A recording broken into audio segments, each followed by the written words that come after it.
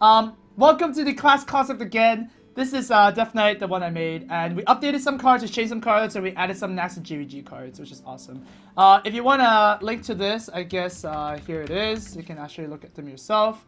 And yeah, let's go ahead. So the first one is, of course, Arthas here. The hero power remains the same. Summon a 1/1 Ghoul with charge that dies at the end of turn. So basically a mage power with, it's just basically like a mage hero power. But you can activate some exciting stuff. And of course that's the adorable Ghoul, right? This guy is adorable! Alright, the main feature of this class is Requiem. And you're going to see this effect a lot, is whenever another friendly minion dies, this effect activates. So basically, here, in other words, Cult Master will have its effect changed to Requiem, draw a card. So that's pretty simple, right? It's just a easier word to say this bunch of thing.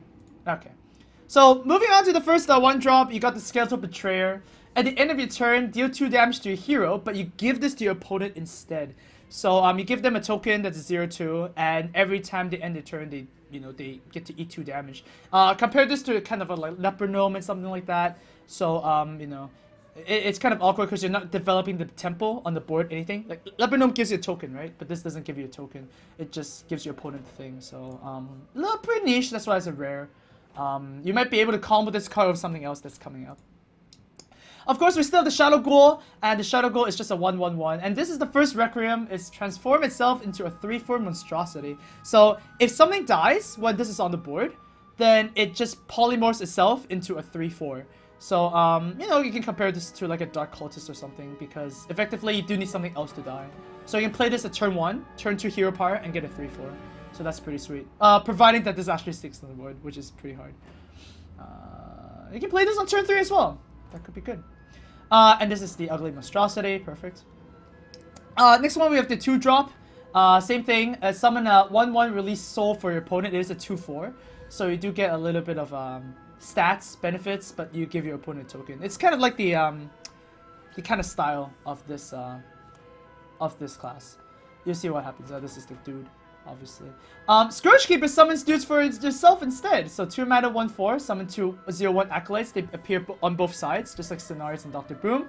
And the acolytes don't really do anything, but you might be able to use it on with this. The Nerubian Devourer, which is a 3 mana 2/3. You destroy a friendly minion and gain +2/+2. So even if you destroy your own minion, you can activate Requiem effects. So this is kind of a cheaper Yeti if you can eat something good. You can always eat your hero power, but that means it's a 5 mana 4/5, and that's not really efficient, right? This card got completely changed, and hopefully this is a bit better. Dark Subjugator is now a 4 mana 3/4, and the Requiem effect give another friendly minion +1/+1. So effectively, you need 3 minions for this to work, or this plus another guy plus a hero power. Very strong if this leaves uncontested, but fairly weak for its stats. Even if it activates once, it's good enough, right? It becomes a Yeti. And every time it activates more, then it just gains some more value. Just like a class card should be, It just has to be a little bit better. The Onslaught Rider changed a bit. It gained Taunt. The last version didn't gain Taunt. It's basically like a Warlord Elemental, but it's a 2/6. But then something else dies, it gains an attack. So now it's kind of like a Undertaker that happens when your minions die. And this is like the beefy wall that Death Knights have. 5 mana Blood Cavalier. When it dies, you give your opponent 2 Bloodworms. And the Bloodworms damage the owner, which is in the next page. We already got luck on this, that's hilarious. Yeah, it's a 4/5, so a little bit undercosted. It's kind of like Mimiron's head, for example. But if it dies, yeah, your opponent gains some tokens, which is good. And these tokens are at the start of your turn. The Bloodworms deal 1 damage to your opponent, basically, because you're giving it to your opponent, right? So that is the token. The tokens will make sense later on, why you want to give your opponent tokens. It might backfire a lot if your opponent is playing like a Druid, Savage Roar, or like Bloodlust or whatnot. So far these are the things. This is one of the things that synergizes with the tokens, the Ebon Champion. It's like a reversed Frostwolf Warlord. It gained +1/+1 for each enemy minion on the battlefield. So you do want to summon the previous stuff to give your opponent stuff, so this grows a little bit bigger. And of course, the Rotting Frost Giant is still in this set, which is an 8 mana 8/8 and costs 1 less for each enemy minion on the battlefield. Some people before thought that this was more like a Sea Giant, but this is not a Sea Giant because you always have 2 minions on your field, right? And you don't count your minions anymore, so it's kind of different than the Sea Giant. The legendary change. The Terran Gorfian is now Requiem. Put a copy of that minion into your hand, so everything that dies returns to your hand, and it does have a lot of stats, so kind of like a Morganis. Something interesting about this card is that it might be tricky, because if it actually survives a turn, you can actually use a hero power and then attack, and it bounces back, and you can play it again, and then and it dies, and you can play it again, and then it dies, and so on, right? Provided you can deal something with it. So this card is actually stronger than it looks. You can play it on an empty board if you really need to. So that's interesting. Onto the spells. This card got changed to give a minion basically the Fairy Dragon hero power until the start of your next turn. So then it's not forever, which is kind of it would have been kind of sick, right? Death Coil is still the same. Deal 2 damage to a minion. If it's a friendly minion, restore it to full health instead. People compare it to Holy Smite and say like, oh, this is just a better Holy Smite. No, it's not, because you can't target face with it, right? If you use the full heal instead, it's kind of like ancestral healing. That's a bit bad. It's a bit worse. So versatility is basically the name of this card.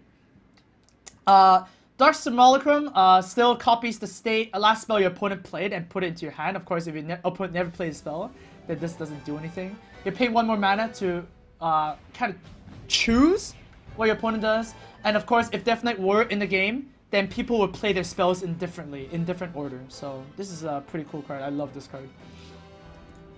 Death Pact destroys a friendly minion and restores 2 of your hero and draws you 2 cards. If you can use this on a token, like an Acolyte, that'll be perfect. If you have to use this on your hero power, it's a 4 mana, restore 2, and Arcane Intellect, which is not that efficient.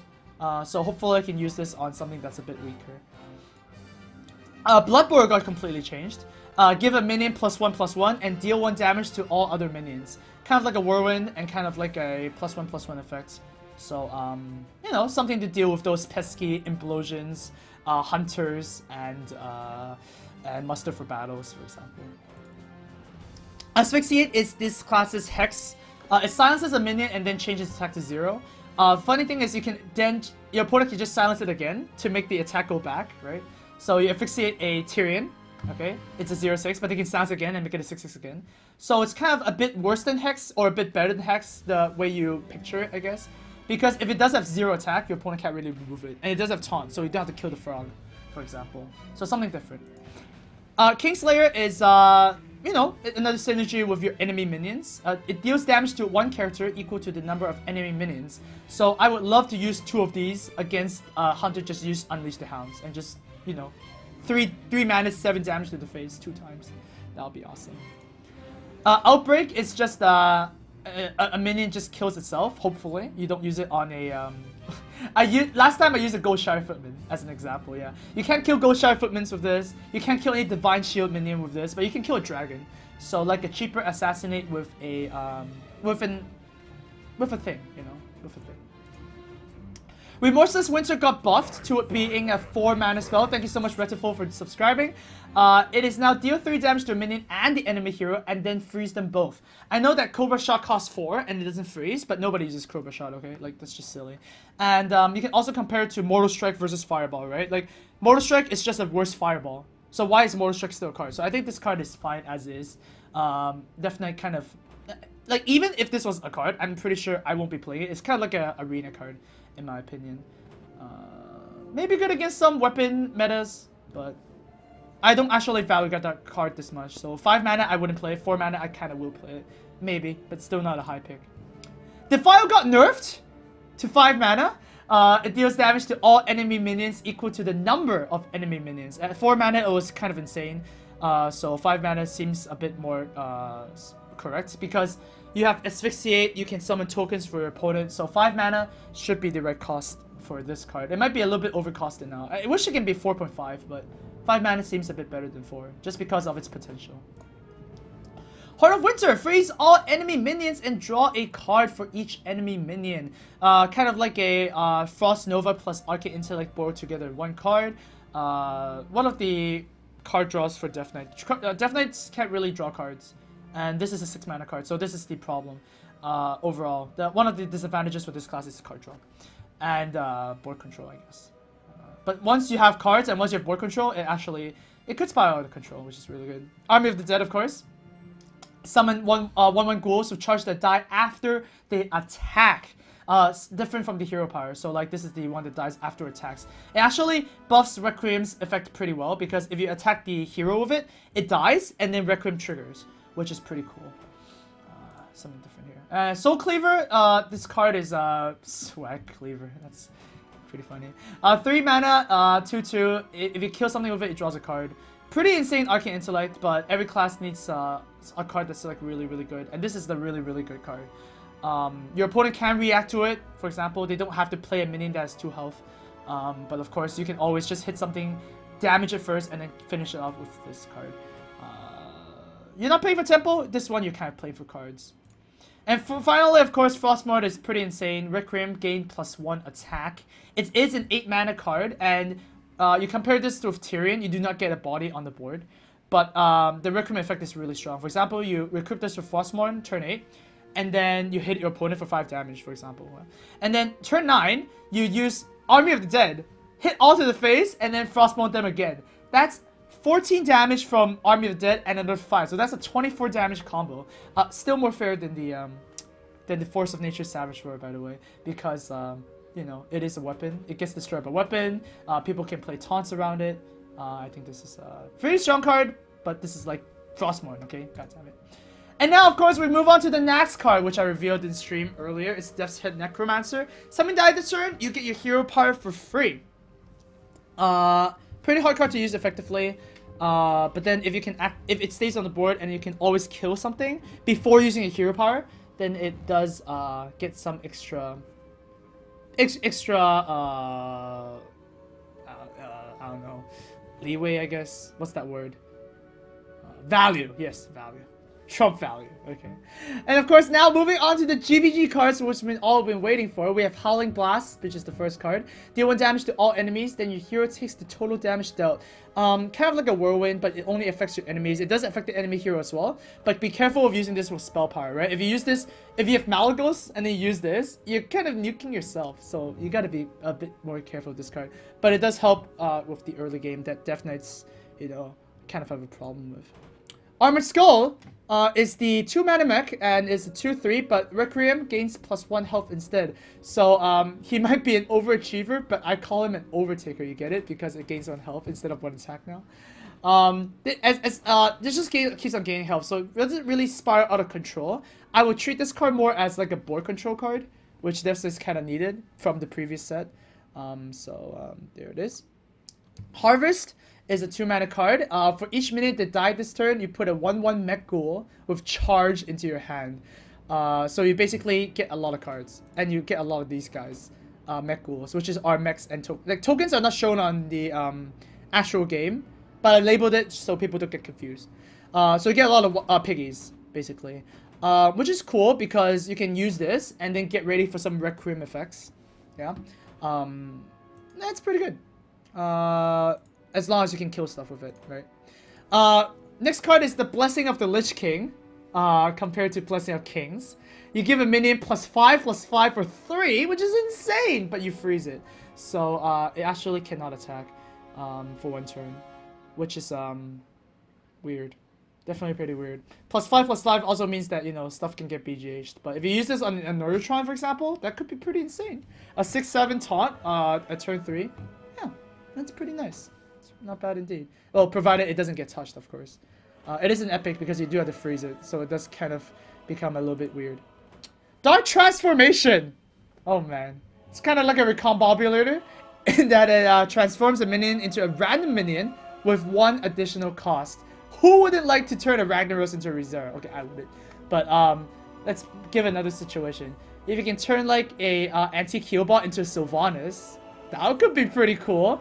And of course, there's a failed experiment, daddy. Oh man. This is what happens when you try to Dark Transformation a Deathwing, because there's no 11 mana cost mana in this game. So if you use this on the Deathwing, you get this, because there's no such thing as 11. Because Thaddeus is a token, right? So you get the bunny instead. Yeah, that's you don't want the bunny. A 5-mana Infinite Suppressor. It's a 4/6 with battle cry. You silence a friendly minion and gain taunt, which is kind of weird. Because well, you silence your own minion, you can't target your opponent, and if you do, you get an effect that doesn't really affect too much things. Maybe you can use this on an Ancient Watcher. That would be pretty insane. I feel like there should be more silence effects that actually only affect your own creatures. So I play this. You can also play this on a Ghoul, and it doesn't die, right? So you know, a little bit of synergy.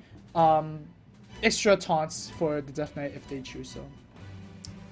The 6-mana Frostmourne Automaton is a 6/6/6. Oh my god, 6/6/6. Something to challenge the Dread Inferno. The Death Rattle is freeze all non-mech characters. So some mech synergy there. Every class needs some mech synergies. This is the one for Death Knights. And characters include the heroes. So unfortunately, if you play this against a non-weapon class, you get a little bit screwed over because you are playing weapons. But this can help you stall. So freeze, maybe freeze Death Knights could be a thing because you have like you have the Horde of Winter as well. So yeah, maybe that. You have a Miracle Death Knight. I don't know. And of course, the final card. Oh my god, the legendary for the GvG for Death Knights is Blood Queen Lanethel. And it's a 7-mana 6/5, and the Requiem is deal 2 damage to a random enemy and gain +2 health. So it's basically a knife juggler that happens when something dies and it gains health. Alright? So you know, something big on the board that your opponent has to kill. Otherwise it's just like it's basically compared to a KT. Yeah? Stays on the board, it becomes really strong. Use this on turn 7 and then turn it use Army of the Dead. Man, this girl is just gonna be biting everybody and gaining a lot of health. So there you go. So finally maybe I just need to like do this instead. So finally, let's have a look at all the cards once more. You can, of course, you just have a link to this album. So once again, these are the heroes, so the weapons, minions page 1, minions page 2, spells page 1, spells page 2, and then the GvG cards. All right. Some combos you can deal with this card, with this deck. Obviously, you want to give your opponents lots of minions. With like, you know, stuff like Scales Betrayer, Iceborne Lich, and, you know, Bloodworms from Blood Cavalier, and then have a lot of value from Ebon Champion, Rotting Frost Giant. You can Defile them, you can Kingslayer them. That's one of the combos. The second combo is, of course, the Requiem spell. You know, a lot of cards have Requiem, so if you can use that in conjunction with something like Army of the Dead, use them with Harvest, that becomes really strong. And, yeah, try and end the game with, what's that card? Oh, whoops, I can't go back like that. Try to end the game with, like, Frostmourne, because that's really the only burst damage you have in Army of the Dead. Maybe you can play Mind Control Tech, because you're giving your opponent minions. Maybe you can play Raid Leader, because Raid Leader is suddenly a thing. Yeah, I definitely, think this class is, gonna be pretty cool if it was actually in the game. So that's it. That's the class concept, guys. Go ahead and, you know, look at the pictures yourself in facebook.com/AmazHS. I'll upload this on YouTube as well. And I'll be looking through the comments, I guess. I'm actually kind of want to do like a giveaway where someone can actually like invent one of the cards that go well with this set, and I can give them like a prize or something. But yeah, let's think about that a little bit more. Alright, hey, the music stopped there exactly too, so that's perfect. Alright guys, that was the set. Hope you guys liked it. And yeah, tell me what you think.